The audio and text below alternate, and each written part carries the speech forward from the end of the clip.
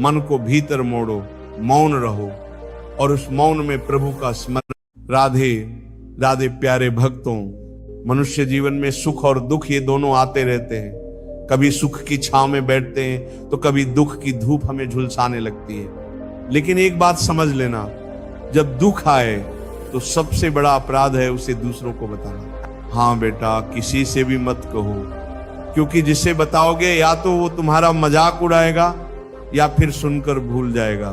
लेकिन एक है जो कभी नहीं भूलता, वो है तुम्हारा प्रभु श्री हरि। इसलिए जब दुख बढ़े, पीड़ा असहनीय हो जाए तो मन को बाहर मत बहाओ, मन को भीतर मोड़ो, मौन रहो और उस मौन में प्रभु का स्मरण करो।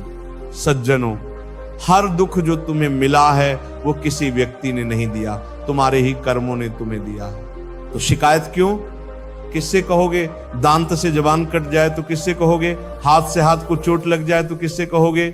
इसीलिए तो संत तुकाराम जी ने कहा, हे पांडुरंग, तू ही मेरा दुख है और तू ही मेरी शांति।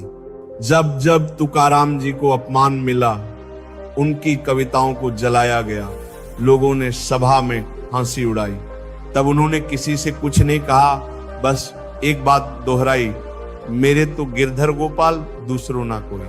भजन प्रेमियों, आज का आदमी दुख आते ही सोशल मीडिया खोल देता है या किसी मित्र को घंटों कहता है मेरे साथ ऐसा हो गया, मैं बहुत दुखी हूं। परंतु ये कहने से क्या होगा? दुख और बढ़ेगा और मन संसार में उलझ जाएगा। तुम्हारा दुख तुम्हारा तप है, मौन रहकर उसे सहना ही तपस्या है। प्यारे भक्तों, भक्त वही है जो पीड़ा में भी प्रभु को धन्यवाद दे। भक्त वही है जो कहे, प्रभु तूने मुझे कष्ट दिया तो अवश्य मेरा भला छुपा है इसमें। जैसे किसान हल चलाता है, जमीन को चीरता है, लेकिन वही जमीन बाद में फसल देती है, वैसे ही प्रभु तुम्हारे भीतर जो पीड़ा भेजता है वो दरअसल एक फसल है। फसल किसकी?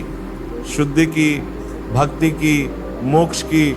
लेकिन बेटा, कमजोर मन वाले क्या करते हैं? भक्ति करते हैं और जैसे ही कोई विपत्ति आई कहते हैं प्रभु ने मुझे छोड़ दिया।